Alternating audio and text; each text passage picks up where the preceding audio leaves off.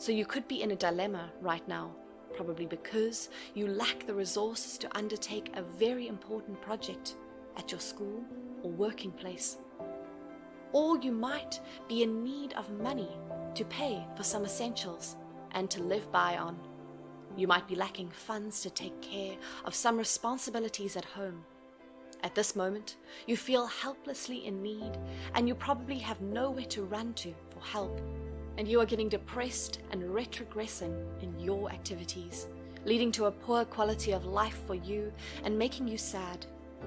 If you are at this point in your life, remember that there is a God who is a God of plenty. Remember that this God of plenty has enormous and abundant resources even your needs cannot exhaust. This God can provide for all your needs endlessly. Ephesians 3 verse 20 tells us, "Now unto him that is able to do exceeding abundantly above all that we ask or think, according to the power that worketh in us." So no matter the inexhaustible list of things you think you need, God can provide them all. And not just stopping there, he can do even more than that which we think we need. He does not even stop at what we need or what we ask for. The verse tells us that he can do far more than we can think or imagine. Beyond your growing needs and desires, God can do abundantly more for you. It does not reduce the wealth he has, and he is not limited in any way. Philippians 4 verse 19 says that God shall supply all your needs according to his riches in glory through Christ Jesus. His supply of your needs is not based on your capacity.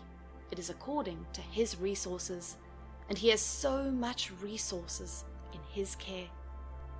If he could create the heaven and the earth, what then is hard for him to do? Silver and gold belong to him, and he knows the secret to the wealth of hidden treasures. All he needs to do is speak, and it is done. Once he speaks over your life, you will see the supply to your needs met. Just name it. Do you need riches, power, promotion, security, health, long life, joy, children, influence, glory? All of these can be found in God.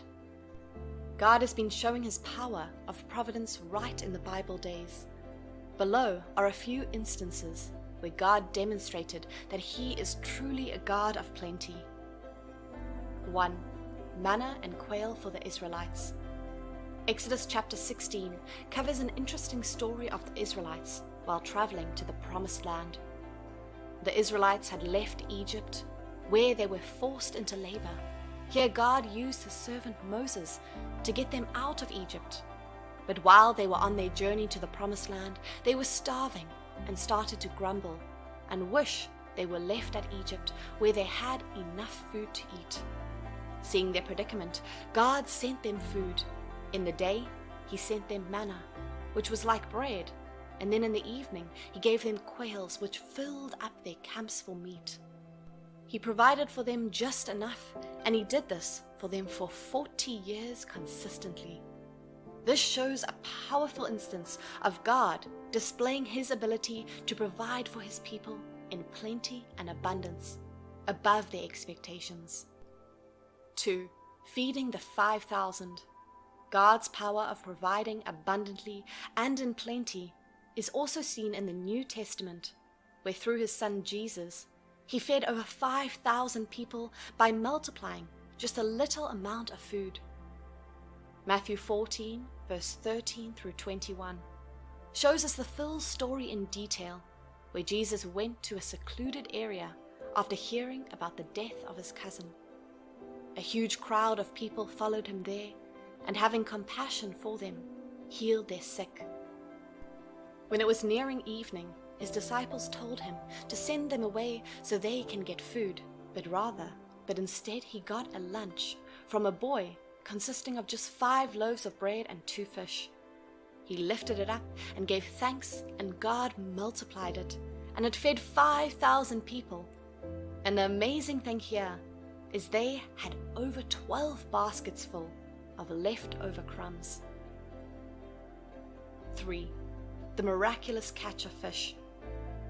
Another New Testament instance of God's miracle of plenty is at the moment where Jesus, after preaching, got into Simon's boat and asked him to cast his nets into the water and harvest some fish. Simon complained that they had been in the water all night and had caught nothing. But when Jesus asked him to cast his net, he caught a large harvest of fish. The harvest was so large his net started to break, and he had to call on other fishermen for help. In awe of this awesome miracle, he knelt and begged Jesus to leave him, as he was a sinner and did not feel worthy of this miracle of plenty. He later went on to become one of the 12 disciples of Jesus.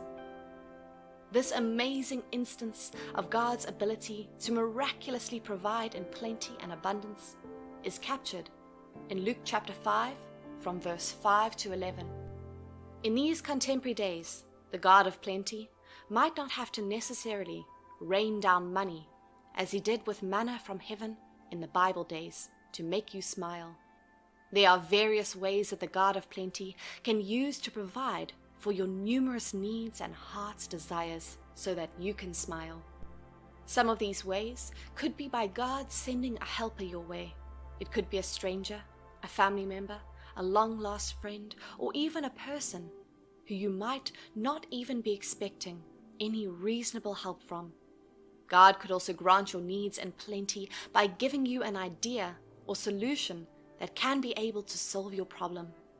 This idea that He has given you might be the key to your plentiful, and this idea could come to you through a dream, vision, and personal thought, or through advice from people God has positioned around you. Now you know that the God of plenty can still provide for you abundantly, above your need, and then make you to smile. Remember that He has promised in various portions of the Bible that He will abundantly bless you with plenty in all you do. So when you are down, sad, and in dire need, remember to declare these verses and remind yourself of God's promise to bless you plentifully. Deuteronomy 30 verse 9 says, "And the Lord thy God will make thee plenteous in every work of thine hand, in the fruit of thy cattle, and in the fruit of thy land for good. For the Lord will again rejoice over thee for good, as He rejoiced over thy fathers." Another powerful verse of God's promise to bless you plentifully and therefore make you smile is Deuteronomy 28 verse 12, and it reads, "The Lord shall open unto thee His good treasure, the heaven, to give the rain unto thy land in his season, and to bless all the work of thine hand, and thou shalt lend unto many nations, and thou shalt not borrow." However, for you to begin to enjoy all these promises of God to make you smile by meeting your needs in abundance and in plenty, there are some criteria you must meet. First of all, you must believe that the God of plenty can come and intervene in that moment of dire need. It is only through your faith that you can invite Him to bless you abundantly. In addition, you must live a godly and holy life and obey His words. In conclusion, acknowledge that the same God who blessed His children with plenty in the Bible time can still do that for His children in this new age, as He is still the same God yesterday, today, and forever. So whenever you are in that moment of dire need and helplessness, remember that the God of plenty has promised in His word to make you smile, and that God never breaks or goes back on His promises.